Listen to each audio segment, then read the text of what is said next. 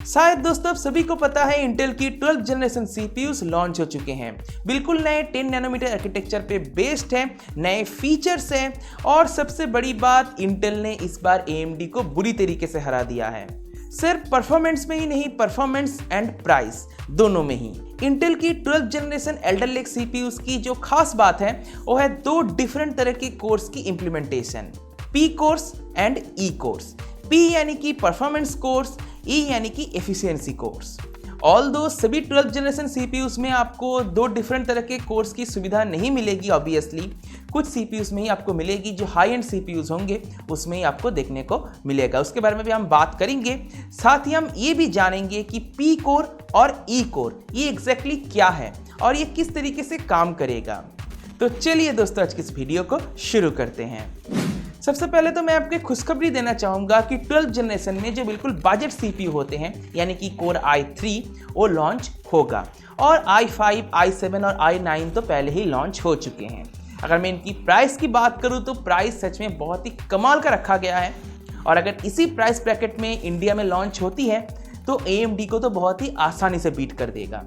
चलिए एक बार नजर डाल लेते हैं कि कितने सीपीयूज लॉन्च हुए हैं और कितने प्राइस में लॉन्च हुए हैं।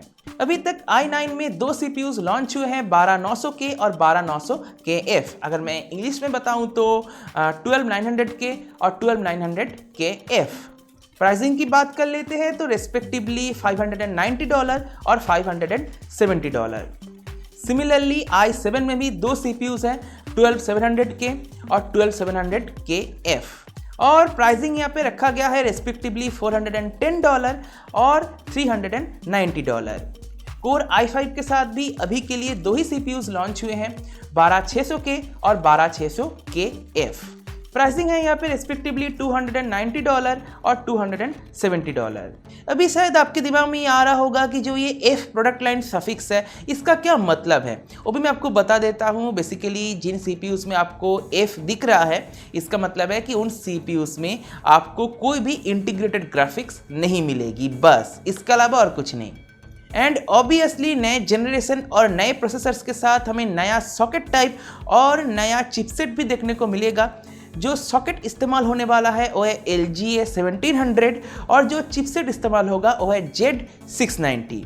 ऑब्वियसली इसके साथ कुछ सस्ते चिपसेट्स भी आएंगे क्योंकि जो Z690 होगा वो सिर्फ high and top notch motherboards में आपको देखने को मिलेगा, जो मदरबोर्ड्स ऑब्वियसली बहुत एक्सपेंसिव होगा। पर सस्ते मदरबोर्ड्स के लिए भी कुछ चिपसेट्स आएंगे जो सस्ते प्रोसेसर्स लगाने के लिए ऑब्वियसली डिजाइन्ड होगा, जैसे कि i3 या फिर i5 की लोअर वेरिएंट्स। इसी के साथ एक और सवाल पैदा हो जाती है कि इंटेल की Elder lake CPUs India market में कब देखने को मिलेगा। देखिए ऐसा एज्यूम किया जा रहा है कि जनवरी महीने तक ये सीपीयूज लॉन्च हो जाएंगे इंडिया में, अगर लॉकडाउन वगैरह नहीं होता है या फिर कोरोना वायरस की कोई और वेव नहीं आती है तो जनवरी तक लॉन्च हो जाना चाहिए। और जो छोटे बजट सीपीयूज होंगे वो ऐसा मुझे लगता है कि मार्च या फिर अप्रैल के अंदर ही लॉन्च हो जाएगा। यहाँ पे मैं आपको एक बहुत ही बढ़िया न्यूज़ देना चाहूँगा। जैसा कि मैंने आपको पहले भी बताया है कि i3 सीपीयू को लेके भी एक लीक सामने आया है। इसके अकॉर्डिंग, इस लीक के अकॉर्डिंग जो सीपीयू का मॉडल नेम होगा वो है i3 12100F। इसमें आपको 4 फिजिकल कोर्स देखने को मिल जाएगा। अगर मैं इसकी कॉस्ट की बात करूं तो ऐसा एज्यूम किया जा रहा है कि ये $120 के अंदर ही लॉन्च होगा और साथ ही साथ अगर मैं इंडिया की बात करूं तो इंपोर्ट ड्यूटी और सारे के सारे टैक्सेस को मिला के शायद ये प्रोसेसर 9000 से 10,000 रुपये के अंदर आपको देखने को मिल जाए। कोर i3 के साथ कुछ और सीपीयूज का भी लीक सामने आया है जो फ्यूचर में लॉन्च होगा। इसमें 2 i5 है और एक i7 है। जो i7 होगा उसका मॉडल नेम होगा 12700F। इसमें आपको 8 P कोर्स देखने को मिलेगा और 4 E कोर्स देखने को मिलेगा और इसका जो प्राइस है वैसे एज्यूम किया जा रहा है कि वो $366 के अंदर ही देखने को मिलेगा। अगर मैं i5 की बात करूं तो एक का मॉडल नेम है 12400F और दूसरे का नाम है 12400, सिंपली 12400। दोनों में ही आपको 6 P कोर्स देखने को मिल जाएगा। दोनों सीपीयूज में ही कोई भी E कोर नहीं है। अगर मैं प्राइस की बात करूं तो रेस्पेक्टिवली $200 एंड $236 के अंदर ही दो सीपीयूज लॉन्च हो सकते हैं। एनीवे जो CPUs लॉन्च हुए हैं उनके बारे में भी तो बात करना थोड़ा सा ज़रूरी है। तो जो 12900K है इसमें आपको टोटल 16 कोर्स देखने को मिलेगा, जिसमें 8 P कोर्स है और 8 E कोर्स है और टोटल थ्रेड काउंट है 24 और मैक्सिमम ये CPU 12900K 5.2 गीगाहर्ट्ज तक जा सकता है, मतलब इसका बूस्ट क्लॉक है 5.2 गीगाहर्ट्ज और इसका पावर कंजम्पशन हो सकता है up to 241 watt with proper cooling. यहाँ पे पावर कंजम्पशन 250 वाट तक भी जा सकता है। जो 12900KF है वो बिल्कुल सेम है, उसमें सिर्फ आपको इंटीग्रेटेड ग्राफिक्स नहीं मिलेगा। जो 12700K है इसमें आपको टोटल 12 कोर्स देखने को मिलेगा, यानी कि 8 P कोर्स है और 4 E कोर्स है और टोटल थ्रेड काउंट की अगर मैं बात करूं तो वो है 20 और अप टू 5 गीगाहर्ट्ज तक ये CPU जा सकता है, मतलब इसका बूस्ट क्लॉक है 5 गीगाहर्ट्ज और जो इसका पावर कंजम्पशन है वो मैक्सिमम हो सकती है 190 वाट और 12700KF के साथ भी बिल्कुल सेम ही है। यहाँ पे सिर्फ आपको इंटीग्रेटेड ग्राफिक्स नहीं मिलेगा, जैसे कि मैंने आपको पहले भी बताया है। बात करें अगर 12600K की तो इसमें आपको टोटल 10 कोर्स देखने को मिलेगा, यानी कि 6 परफॉर्मेंस कोर्स हैं और 4 एफिशिएंसी कोर्स हैं और इसमें अगर मैं पावर कंजम्पशन की बात करूं तो वो है 150 वाट और मैक्सिमम क्लॉक हो सकती है इसकी 4.9 गीगाहर्ट्ज और 12th जनरेशन की सभी CPUs DDR5 मेमोरी को सपोर्ट करेगा, यानी कि इसमें आप DDR5 रैम लगा सकते हो। इसी के साथ इसमें PCIe 5.0 की भी सपोर्ट है, यानी कि PCI Express 5.0 की भी सपोर्ट आपको देखने को मिलेगा। पर जो नए ग्राफिक्स कार्ड्स अभी तक अवेलेबल हुए हैं उसमें आपको PCI Express 5.0 की सपोर्ट नहीं मिलेगी। जो आगे आने वाले ग्राफिक्स कार्ड्स होंगे उसमें PCI Express 5.0 की सपोर्ट देखने को मिल सकता है। Now the most important factor is performance.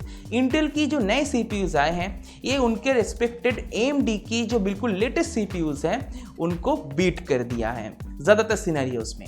आप बेंचमार्क्स देख सकते हो। साथ ही एल्डर लेक के CPUs ज़्यादा पावर एफिशिएंट भी है, जिस वजह से आपकी इलेक्ट्रिसिटी बिल पे भी इम्पैक्ट ज़रूर पड़ेगा, इलेक्ट्रिसिटी बिल भी कम आएगा। चलिए अब बात करते हैं P course and E course की। ऐसे हाइब्रिड डिज़ाइन का मतलब क्या है? देखिए, शॉर्टली बताऊं तो ई कोर्स यानी कि एफिशिएंसी कोर्स इनको डिज़ाइन किया गया है बैकग्राउंड टास्क्स को हैंडल करने के लिए और जो पी कोर्स है यानी कि परफॉर्मेंस कोर्स इनको इसीलिए दिया गया है कि जो परफॉर्मेंस हंग्री टास्क्स होते हैं जैसे कि गेमिंग, रेंडरिंग जैसे जो काम होते हैं इन काम को हैंडल करने के लिए। जो एफिशिएंसी कोर्स है वो बहुत ही कम पावर कंज्यूम करता है और वो कॉन्स्टेंटली ऑन रहता है, पर जो पी कोर्स है, जो परफॉर्मेंस कोर्स है, वो तभी ऑन होता है जब कोई पावर हंग्री टास्क आप अपने CPU को असाइन करते हो, अपने कंप्यूटर में जो प्रोसेसर है उसको असाइन करते हो, जैसे कि रेंडरिंग या फिर गेमिंग जैसे काम। तभी सिर्फ परफॉर्मेंस कोर्स एक्टिव होते हैं, उस प्रोसेस को कंप्लीट करते हैं और वापस से ऑफ हो जाते हैं। एक बात मैं आपको बता दूं, P course and E course को एफिशिएंटली विंडोज़ 11 ही अभी के लिए यूज़ कर सकता है। विंडोज़ 10 अभी तक उतना कैपेबल नहीं है कि P course and E course को हैंडल कर पाए, प्रॉपरली हैंडल कर पाए, जिससे आपकी बिजली की भी बचत होगी और साथ ही साथ आपको बहुत ही अच्छा परफॉर्मेंस भी मिलेगा। परफॉर्मेंस एंड एफिशिएंसी कोर्स की जो ये हाइब्रिड डिज़ाइन है ये लैपटॉप यूज़र्स को भी बहुत ही मदद करेगा। अभी के लिए कोई लैपटॉप CPU अनाउंस नहीं हुआ है, पर बहुत ही जल्दी हमें लैपटॉप CPUs भी देखने को मिलेगा और उसी के साथ हमें 12th जन में नए लैपटॉप्स भी देखने को मिलेगा और उन लैपटॉप्स में आपको बहुत ही बढ़िया बैटरी लाइफ भी देखने को मिलेगा। और साथ ही साथ ये भी लग रहा है कि जो 12th जनरेशन की लैपटॉप्स आएंगे वो ज़्यादा एफिशिएंट होगा, वो कम गर्म भी होगा और उसमें आपको बहुत ही अच्छा परफॉर्मेंस भी मिलेगा।